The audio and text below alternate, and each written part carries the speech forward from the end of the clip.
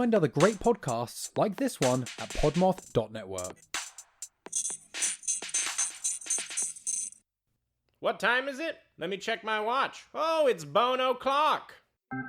In olden days, a glimpse of femur was only for morbid dreamers, but you're not alone. Bring anything bones. Two goofy gals with deathly interest go on a skeleton inquest in your headphones. Anything bones. Hello and welcome to Anything Bones. I'm Sophie, 22 Bones in the Skull Schwartz. And I'm Katelyn, feeling it in your femur's heart. And this is Anything Bones, the show where we talk about bones and bone-related topics.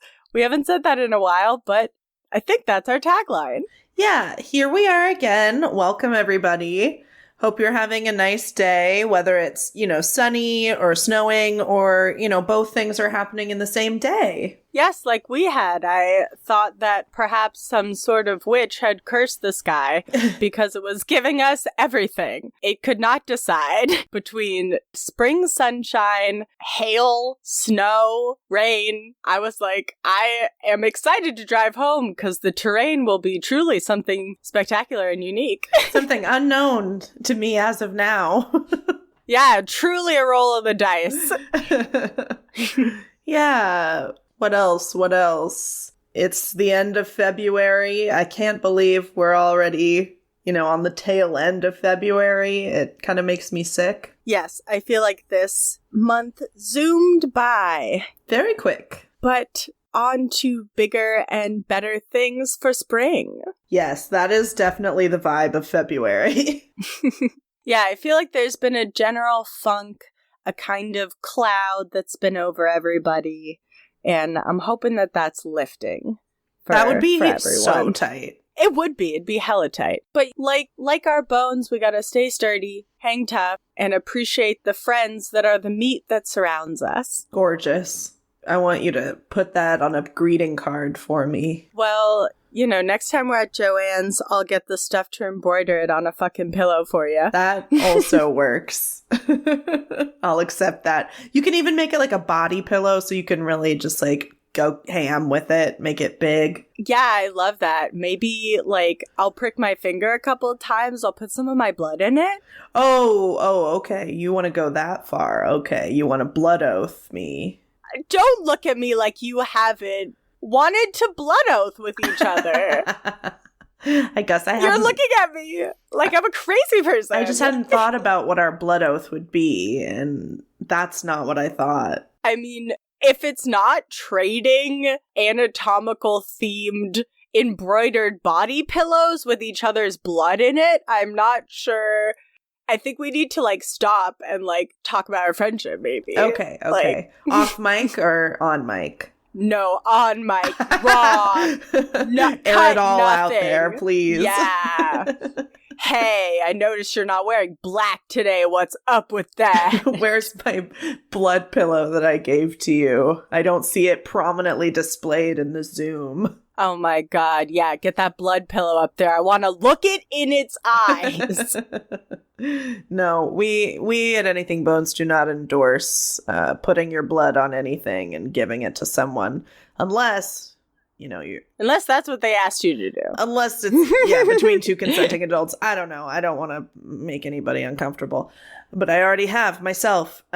Should we get into some death topics? Absolutely. Now that we're uncomfortable, let's talk about death. Yeah, let's dig into that discomfort. Let's really sit in it and just be. I don't know about you, but I'm actually pretty comfortable. I'm quite happy to be here with you. Oh yeah, I'm feeling comfortable. I'm feeling very very cool. You look cool. Oh wow, thanks.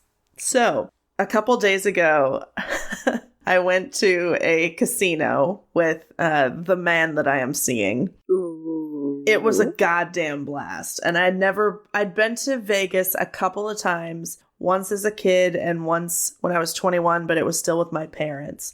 And no hate, but it's a different experience when you go to Vegas with your parents, even if you're 21. It was fun. Yeah, definitely. My mom bought me one of those drinks that it was like the size of my torso. That was the height of the cup. And I was walking around a Nordstrom with it, and it was like peak. Oh my God. So you were shopping?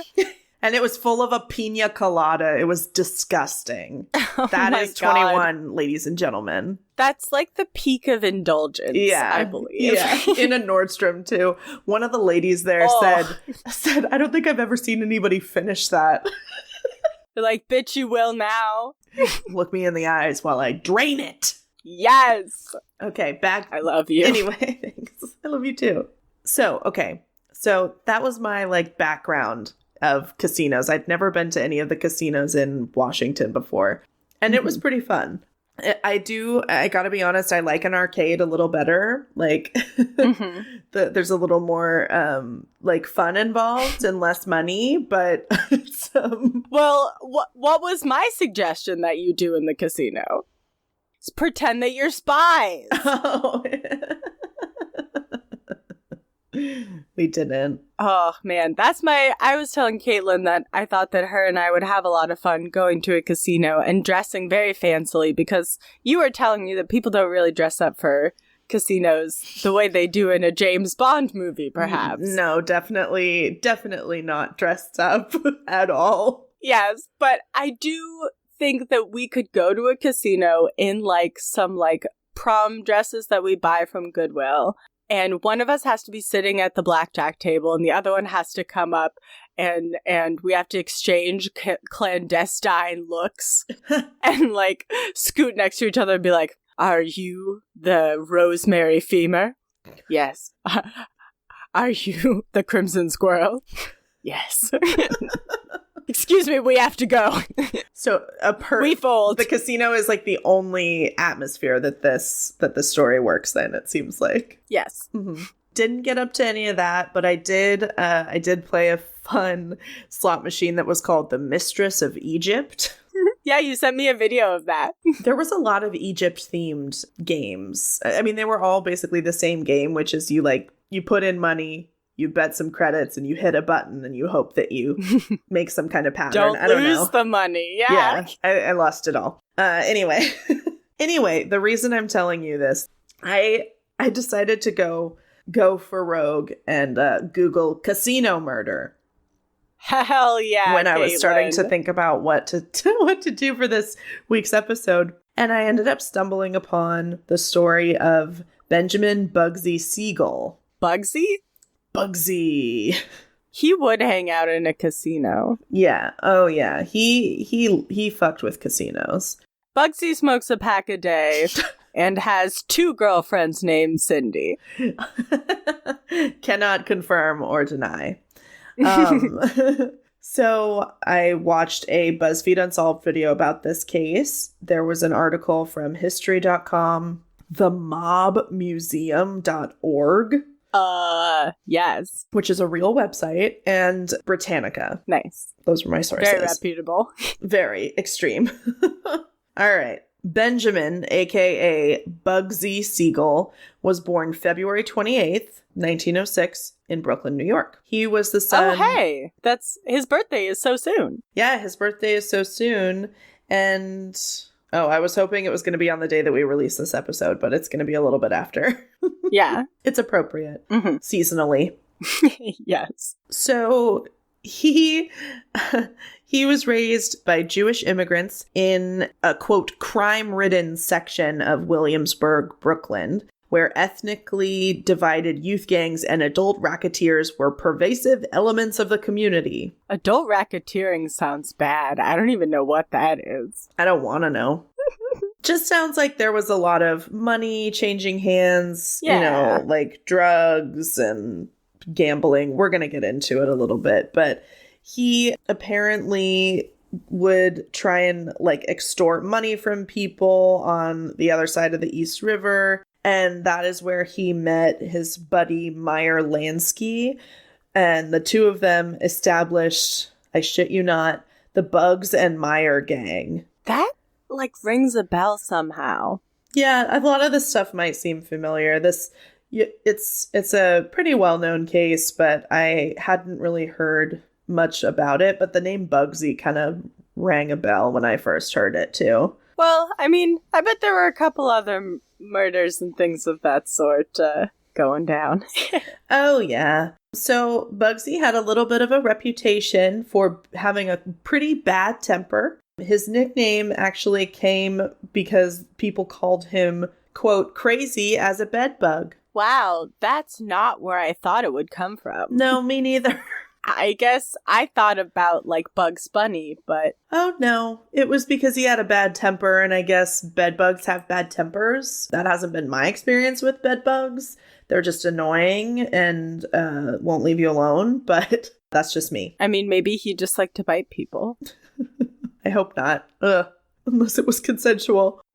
Apparently, he really, really hated this nickname, though, and he would threaten anybody that used it, to his face. He once said, quote, my friends call me Ben, strangers call me Mr. Siegel, and guys I don't like call me Bugsy, but not to my face. That is a sick-ass line, though. I mean... That's pretty badass. Yeah. So it's the early 1930s, and he falls in with this guy who's in the mafia. He's a mafia kingpin, Charles Lucky Luciano. Oh. And they are organized in a New York regional, then later national syndicate. So that just, that was a quote. That just means it was a section of the mob, basically. They were the local chapter. They were the local chapter of the mob. So this guy, Luciano, he eventually hires Siegel and the other guy of Bugs and Meyer Incorporated or whatever. Oh.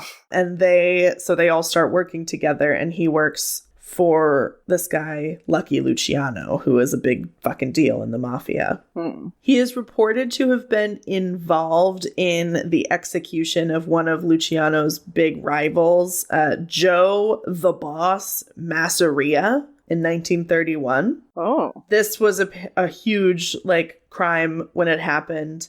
The paper reported that 4 men, including Bugsy, shot the boss while he was eating pasta in a restaurant. Whoa. Yeah. It's a little bit, I know, right? Let him finish his meal. It's a little bit unclear if this is exactly what happened, though. I guess that's kind of the accepted version. Some witnesses said there were only 2 shooters instead of 4. Apparently, an autopsy of the boss's stomach showed that he had an empty stomach. So they didn't even let him take a bite? I mean, I don't know.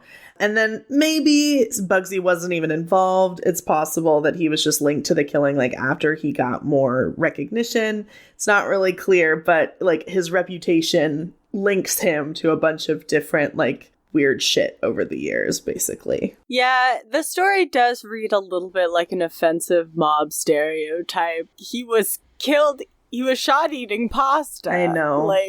How much more mafia can you get? Yeah, it sounds like a bad joke, but it may have happened. It's the original. This was in the 30s, so nothing was funny.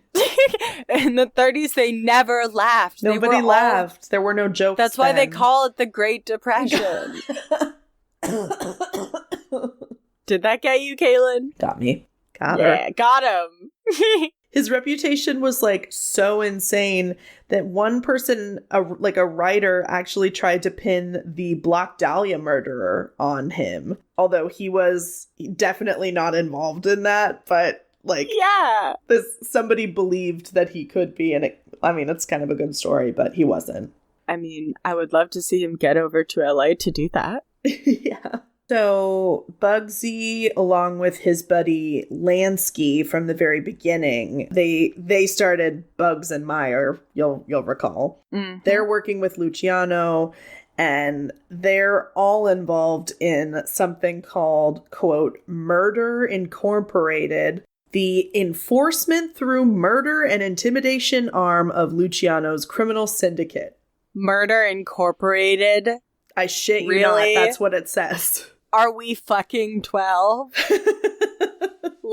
Can we not think of a better name? Can you bury the lead a little bit more. Like, what? I mean, why don't you just fucking call yourselves the Stabby Stabby Bang Bang Boys? Yeah.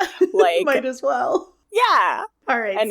Anyway, so this is all happening in New York, right? Of course. But things are getting a little hot. So around 1936, Siegel decides to relocate to the West Coast. All right. Oh, hey! Maybe he is over here cutting people up. It is also possible that he came to California because his, like, mob buddies told him to. Maybe they wanted to expand their, like, criminal empire, you know, whatever. But one way or the other, he ends up in California around 1936. And he develops these gambling ships that they called gambling dens. Whoa! Yes. And they would, you know, they were trying to get around the California, like, gambling laws. So they would gamble on boats, basically, until they got caught. So they took to the high seas. They took it to the seas. Oh my God. I love that. So he got up to some of that, some narcotics, blackmail. And then he also cultivated some lovely friendships with the Hollywood elite. That sounds amazing. I also just want to point out that he is a pirate. Anyway. Yeah, gambling on the high seas, I think, qualifies you as a pirate. Yeah. But who was he friends with? I believe he was linked to, like, Clark Gable, maybe Frank Sinatra. And I believe that Judy Garland came to, like, the opening of one of his enterprises down the line. God, I hope it was one of the gambling boats. No, it wasn't. It wasn't. I just don't want to say what it is because it gives it away. For sure. But this I thought was really interesting. This came from history.com, I believe. Apparently, in 1938, Bugsy, along with a bunch of, I don't know who, but some, quote, Hollywood aristocrats, took a boat off the coast of Costa Rica. And they were looking for buried treasure. Okay. So they went to these remote Cocos Islands and they spent several days, like, looking, blowing things up, trying to find some buried treasure. And he is a fucking pirate. Yeah, they never found anything. Of course. And apparently they had to be towed, the boat had to be towed to Mexico because it, like, broke down. They fucking wrecked their boat. They either wrecked it or it was, some people thought it was like a cover for, you know, drug smuggling or something. Who the fuck knows? But I thought it was a killer addition to this story. Yeah, I'll be pretty disappointed if it was about drugs. I would like to think that this was a pure of heart treasure hunt. Yeah, I really hope, that's what I'm hoping for as well. So he's doing his thing. He's living in California. And then in 1945, he decides that he is going to, along with his mob buddies, build a gambling oasis in the desert northeast of LA. And I know sounds amazing. You know what I'm talking about. It is Las Vegas. Whoa. Okay, so he was one of the earlier people to, like, envision what Vegas could be, and he, like, does invest in this Flamingo Hotel and Casino, which is, you know, one of the first, like, luxury hotels that's going to be there. He's not the only one there. There's lots of other people doing this kind of thing, but he was on the ground floor. I mean, that's still pretty damn cool. Like, yeah. Las Vegas has become a pretty big thing. Yeah, and the reason they put it in the middle of the desert is because gambling is legal in Nevada, not in California. Yeah, from the high seas to the dry desert. Yeah. So this Flamingo Hotel, this is where Judy Garland maybe went to the opening of this. I think that was according to BuzzFeed Unsolved. Judy Garland was at the opening of this hotel. Which, by the way, he apparently did the grand opening before it was actually open. Like, he just, like, they weren't ready, but he wanted to do the grand opening anyway. It's like, okay. He was excited. So originally this was budgeted at $1.5 million. Wow. Right? I mean, that's a lot for, what year was this? 1945-ish. Yeah. Is 6 zeros a million? You were asking the wrong person. I was right. Okay. So yeah, it was supposed to be about 1.2 or 1.5 million. Eventually, the cost is up to $6 million. Whoa. And everybody in the mob is budget. pretty sure that a lot of those funds are just going straight into Bugsy's little old pocket. I mean, yeah, where is it going? Unclear. He allegedly had his girlfriend, Virginia Hill, deposit money into European banks, and he was also writing bad checks to, like, keep the construction moving. These things made his mob boss buddies very upset because he was not really doing a great job. Although it sounded like once the hotel finally did open, they were starting to turn a profit and things were like kind of going well. But I guess it still wasn't good enough for somebody because on June 20th, 1947, Bugsy Siegel was gunned down in Beverly Hills inside either, depending on where you look, it's either his home or his girlfriend, Virginia Hill's home. Well, this is what happens when you run afoul of perfectionist mob bosses. So, around the same time as his murder, 3 of Lansky's henchmen, and Lansky is one of the guys from before in New York, they show up at the Flamingo and they're like, we're taking over. This is our hotel now. Shit. Mm-hmm. Lansky said that he was not involved, but I mean, come on. That's just one theory. There's apparently another theory that Bugsy was targeted by Virginia Hill's brother because of some kind of history of violence between the couple or between the brother and Bugsy. Not really sure. Another theory is that this guy from another childhood friend, Mo Sedway, was involved in some kind of love triangle that Bugsy was also a part. You know, it's very messy. Some theories say that Virginia Hill, his girlfriend, was actually like feeding information to some rival mob bosses because if he was killed in her home, like she wasn't even there apparently when he was killed. So I don't know. It's a big mess. Yeah, that's fascinating. There's a lot of different theories. I really glazed over them quickly. Okay, hold on. One more theory. This one was wild. This mob guy, Eddie Cannizaro, who is also known as the Cat Man. Yes? What did the Cat Man do? Well, first of all, BuzzFeed Unsolved said that he lived with his mom in a house with 30 cats and was working on a serum that would be used as birth control for cats. This man is a masterpiece. So that was his thing. But then... Yeah, that's a thing. That's what he was about, apparently. But then on his deathbed, he confessed to, a bunch of murders, and Bugsy Siegel was one of them. Whoa. You think having a fuck ton of cats is your thing, and then it's murder. Who knows? Other people have confessed. It's just a big mess, but nothing has ever conclusively been figured out. Nobody's ever been prosecuted for this murder. It is officially open. Whoa. And I just wanted to end by saying that this fucking guy was so, seedy and mysterious that, he only ever got truly charged with 2 offenses. Once for gambling and vagrancy, and once for placing bets illegally on a horse race. And both times he just paid a fine and walked away. But he has... Wow. And he was never connected to anything, but he did some bad shit. Yeah, I mean, when you think about the mob, you don't think about, little willy-nilly type of crimes. Not jaywalking or a little bit of shoplifting. No, there was a lot going on that I don't want to know about. Well, just don't call him Bugsy. Don't call him Bugsy. Definitely not. Not to his face anyway. And casinos are very different now, at least in the state of Washington. Very chill, a lot of old people. Yeah, that's my story.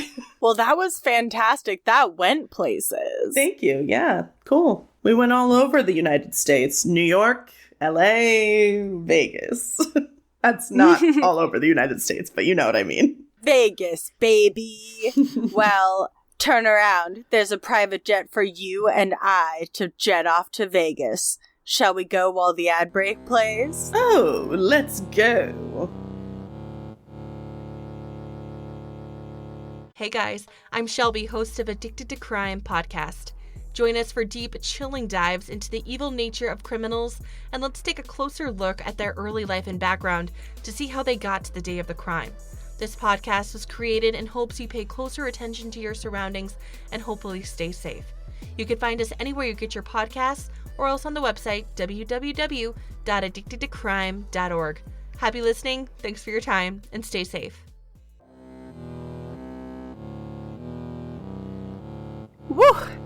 Well, thank you so much for showing me Vegas, Katelyn. I had never been. Yeah, we went all the way to Vegas, and it was epic. Yeah, we met Celine Dion, Lady Gaga, we had feather boas. Shania Twain. Mm-hmm. And we each won $1 million and lost it. Yeah, that's right. What happens in Vegas stays on our podcast. Yeah, stays in the ad break. All right. So, Katelyn, I would like you to go on a mind journey with me. Okay. For my topic. So, it's 1980. And we're in California. We're in a neighborhood called Lemon Grove. And we're just a suburban mom. And it's time to clean out the garage. We haven't done it in so long, and God knows what's in there. So we're gonna just go through these boxes. We have some photo albums. Here you go. Put this to the side, will ya? Oh God, it's heavy. Yeah. No. It's cherished memories. And then here's maybe a trophy. And then what's in this box? I don't think I've ever opened this one. And we open it, and inside, I will send you a picture of what is inside. And this is true. This really happened to some poor suburban mother. I love the phrase, we are a suburban mom. We are a suburban mom. That tickled me. Oh no, this is some Voldemort shit. Katelyn, what are you looking at? What the fuck? Is this like a fetus baby? It's like these little bodies in the fetal position? What they are two mummies. One is a teenage woman, and the other is a child. Yeah. Ugh. But these were found in a box in the back of a woman's garage in fucking Lemon Grove, California. What the fuck? Why? Well, let's get into it. I will say my sources now. I have Atlas Obscura, Ancient Origins, Mummypedia, love, San Diego Union Tribune, and the LA Times. So, obviously, when this woman, all the names are withheld in this story for various reasons, but when this woman found these mummies, she was pretty shocked and upset. Yeah. So she did what you or I would do, which was call the police. And, Lemon Grove PD showed up, and they looked at these. They were, ready to investigate a murder, because when she said, I've found 2 bodies in my garage, they thought maybe fresh ones, not these mummified bodies that are 800 years old. Jesus Christ. What was hiding in Grandma's dresser? Yeah, seriously. So to understand how this is even fucking possible, we have to actually go back a little further from the 80s and go back to 1966, just about 14 years before our mummies were discovered. 2 teenagers in California got really into mummies and archaeology. And I can at least understand the fascination with mummies and archaeology, right? It's interesting, it's macabre, it's very much that sense of the creepy and unknown. But since they could not take their little asses to Egypt, they decided that they were pretty knowledgeable about mummies because they read about them all the time. So they realized that there were indigenous cultures in Mexico that buried their dead in caves, and due to the nature of the cave keeping them dry and deteriorating bacteria activity and decomposition, turning them into natural mummies. So they knew this. And so these entitled little shits went down to Mexico and spent a month searching different caves looking for mummies. They had nothing better to do.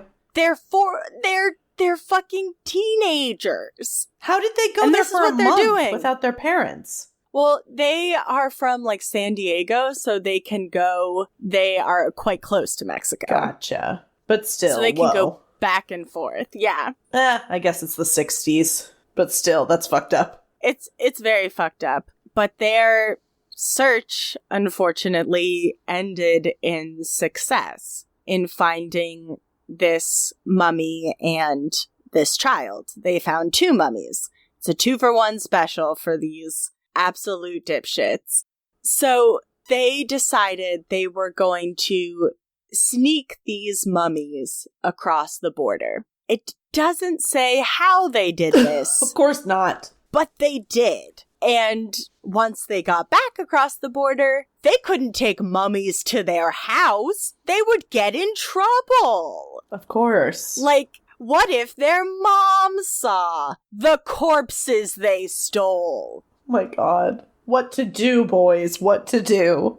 Well, basically what they did was they went to a local girl that they knew, a neighbor of theirs, and was like, can we put this box in your garage? No. And she was like, yeah. And she was like, yeah, sure. And then that box sat there for 14 fucking years because these boys were then drafted into Vietnam. Holy shit. Oh my god. They're like, no, So I they can't went go to off to Vietnam. I war. have to deal Yeah. with something. Oh my god. What a shit in your pants moment where you're like, I have 2 mummies to deal with, and now I have to go to Vietnam. I have to in the go to army. Vietnam. Oh my god. Half of that you brought on yourself. The Vietnam part is terrible. Right. But the corpse stealing is very That's bad. on you, dudes. Okay, That one's on you. Did they not make it back from Vietnam? We'll talk about that in a second. So back in 1980, Lemon Grove PD realized that these bodies, because if you look at them, those are not fresh corpses. They are old as hell, and even the most amateur of eyes can tell that. So they hooked up with the Museum of Man in San Diego, which has a really big and quote-unquote respected mummy collection. And when I say that they have a big collection, at one time, this museum housed remains from between 5,000 to 8,000 people. Damn. Yeah. So, a couple. Researchers from the museum examined the mummy and determined that it was a young woman of about 15, and the child was about 1 year old. Oh. And the bodies, kind of like you saw, are very well preserved because, again, of that cave environment that they were found in. They have, the woman still has her hair, and they're incredibly detailed and not very decomposed. Yeah, whatever these dudes did to get them across the border intact, I would like to know. I wish we knew. Me too. I read a bunch of different articles on this and nobody had that detail. But kind of the prevailing theory about their death is that they probably died in their sleep. It's hard to determine what exactly the cause of death is. There's nothing that they can pinpoint other than the fact that they were found looking like they were sleeping next to each other, which is so sad. And then they were stolen from their resting place. No objects or any other sort of items were found along with the mummies, in this box. They didn't take, if they had any goods with them, these boys didn't take them. So there's not a lot of ways for us to figure out, make any hypothesis as to who they are. But like I said, they are carbon dated between 1040 AD and 1260 AD, which is about 800 years ago. So they are quite old. Extremely old. Yeah. So the police, after figuring out that these were old as fuck and investigating a little bit into how that box got there, they ended up tracking down these fucking teenagers who are now adults. Oh my god. They made it back. They did. They did not die in Vietnam. And basically they track these dudes down and they're like, hey, did you fucking do this? And they're like, yeah, but we feel really bad and we want to donate the mummy to the Museum of Man. And guys, not yours to donate. Yeah, what? Not yours to donate. Buddy, we're not here asking you for these corpses. There is no way or condition in any permutation of this world where you have any ownership over these corpses, you fucking dipshits. They thought that would, like, ease everybody's mind. Just like, oh, yeah, you can have them. Like, we're so giving. It's like, no, you stole them out of the ground, you moron. Yeah, you absolute... Anyway, so luckily for them, due to the fact that they were juveniles, they could not be charged with their extremely illegal behavior. Lucky. So a team of experts in San Diego end up reaching out to Mexican authorities to be like, hey, we have one of your own. Would you like it back? And Mexico is like, you can hang on to these remains for the Museum of Man. At first on a temporary basis and then on a more permanent basis because she became part of the museum's exhibit, Mummies, Mayhem, and Mysteries. Oh, well, okay. Mayhem. I know. This exhibit consisted of thousands of bones from different sets of remains, as well as both Egyptian and Mexican mummies. A fun side note to this, another piece in this collection for this Mummies, Mayhem, and Mysteries collection was Sweden's most famous skeleton. Who's that? You don't know? No, haven't had the pleasure. Well, it's the remains of a woman who was about 17 to 20 when she died, and her skeleton is unique because it shows signs of a hereditary disease that causes, like, little knobs of bone to grow all over your skeleton, which is a disease that's now known as exotosis multiplex. Isn't that like the skeleton in the Mutter Museum with the giants, with like the extra skeleton, you think? I think that's something different, but it's similar. Okay. It's where the bone is like growing in a way it shouldn't. Sure, yeah. So I thought that it would be interesting to just talk a little bit about where she is now, because I tried to track down these mummies where they are today, because when I looked on Atlas Obscura, the first article that I found was about the exhibit at the museum, but it said that it was closed and that these mummies were no longer on display. And so I was like, interesting. So I was reading a little bit more about museum culture at the time and about the Museum of Man. And one of the things that it said is that if these mummified remains had been indigenous Native American, they would have been returned to their community immediately and buried.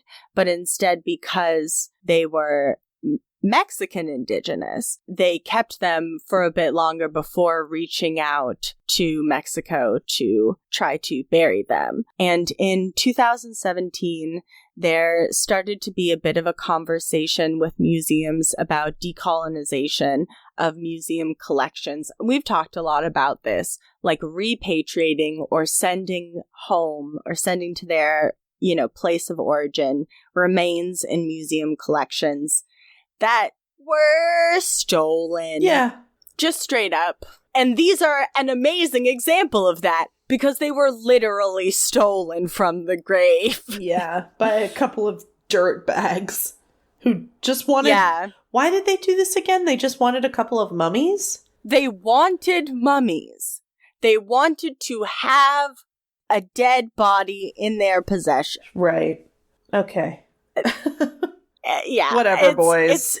Yeah, I think part of me thinks that they were teenagers and they didn't quite get what they were doing, but this was a long, drawn out process. To do this, you had to, at every step, you had to say, okay, I'm gonna keep doing this. I'm gonna keep upping the ante here, and I'm eventually gonna just dig a little girl and a baby out of the ground. Like, it's not necessary. Yeah. If that happens, you should get archaeologists involved. If you stumble upon some mummies, don't do it yourself and put them in a garage. Sickos. Yeah, it's just deplorable. But in my quest to kind of try to find where she's at now, I saw that in 2017, the Museum of Man removed from public viewing the remains of 6 people, and then they ended up a year later sending their 2 Egyptian mummies back to Egypt.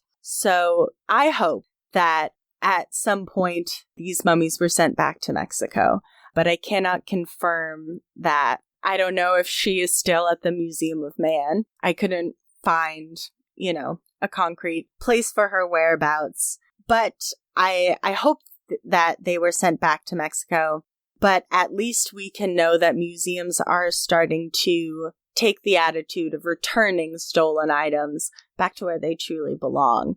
And these fucking dipshits had to own up to what they did as fucking adults.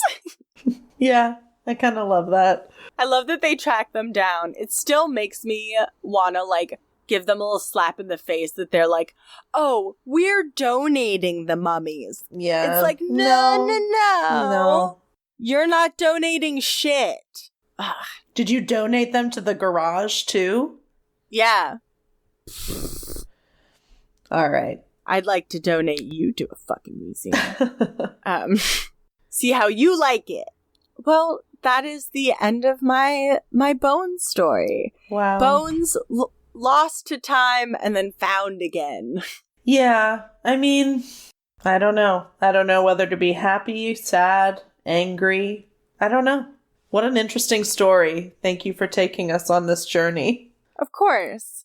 I'm sad that these bones aren't where they're supposed to be. They could be, but ideally they should be in the cave where they died.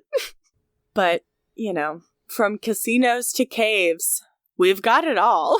We will always keep you on your toes here at Anything Bones. That's our guarantee to you. That's our promise.